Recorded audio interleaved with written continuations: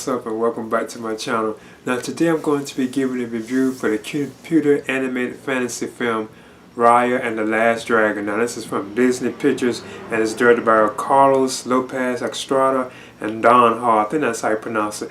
Now this film is about like some dragons who actually sacrifice themselves to see like the land known as I think Kumandra, from like these things known as like dreams, and like these like purplish like black looking like smoke foggy looking things that touch anything. Well, if it touches anything that's alive, so like a human, it turns them to like sand, or it's like a statue basically. So the dragons themselves, they actually have to team up and sacrifice themselves to actually save the people from this thing known as the June, like this male violent force known as the June. But one of the last dragons known as Sisu, that was the last one that actually really did stop the thing known as June.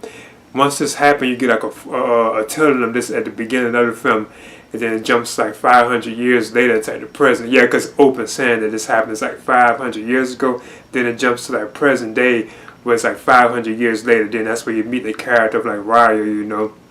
And she's like a little girl, and she's with her father, and they're actually they're destined to actually protect this thing known as like the dragon gem, I think. And it's like this like gem looking thing. It's like an orb, it's like circulish, and they actually have to protect that. At one point, yeah, Raya's father, he's known as Chief Benja.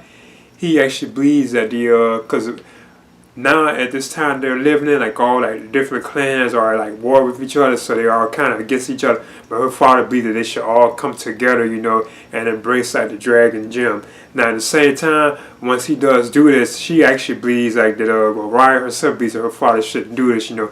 But she goes ahead and agrees with what he's doing. Then when they actually bring the people together, all of them turn against Benja.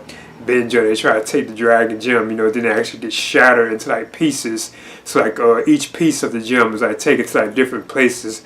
Because like one of the main enemies of the film, she's actually like the antagonist of the film. She's known as Namara, and she's actually like the enemy of Raya. Because when they first meet, they are both like still like young girls, but then they get into like a conflict where it turns out that Namara is actually like tricking her so she can actually get access to where the dragon gem is located. And that's when all the clans be coming in, and each person like tries to get like a piece of the gem once it's actually shattered.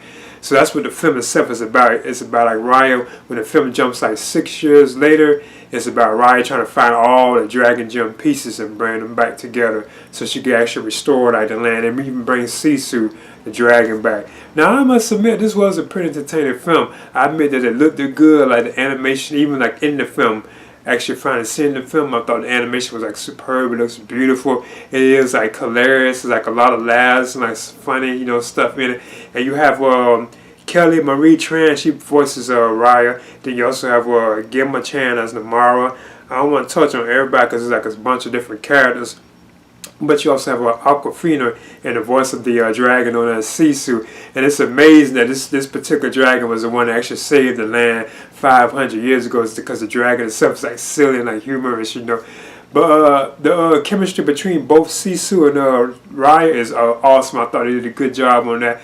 Now, along their journey to actually require like the dragon gem pieces, they meet other characters who become a part of like their crew. So I'm not going to really touch on all of them because there's like a bunch of them. Yeah, you have, I touched on something like I think Boom. He's like a little boy, you know, who has like a boat that he actually drives, you know. He joins them on the journey. Then you also have Tom. Then you also have Ravana. Well, Ravana is actually Namara's mother, but there's like a bunch of other different characters like I don't want to touch on, you know.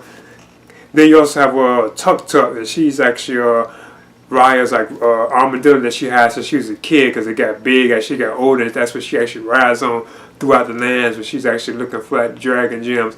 But this film was pretty entertaining. I did enjoy it. Now at times I feel like it was kind of dragging, had like some pacing issues, but it was still entertaining because it was like, you know, you feel like you wanted the film like should be over. You know, like, okay, let's get the gems so we actually could finish this journey. But it was fun seeing them go on to all these different like land or areas of the land to actually require like the dragon gem pieces. So in the end, I thought Raya and the Last Dragon, I thought this was a pretty good film. You have other voices, like I said, I ain't gonna touch on all of them, like Benedict Vaughn, he provides the voice of one of the characters, you know, and so on. So I'm giving this a straight up B, and I would definitely recommend it for fans of these kind of films. So this is a pretty solid film. Excellent, like the animation and the performances were good. For my opinion, it's funny too. and it has some good fight sequences too, especially like with Raya and Amara, like when they're like doing the martial arts and so on. So I'm giving Raya and the Last Dragon, I'm giving this a solid B. Please leave a comment and subscribe too as well.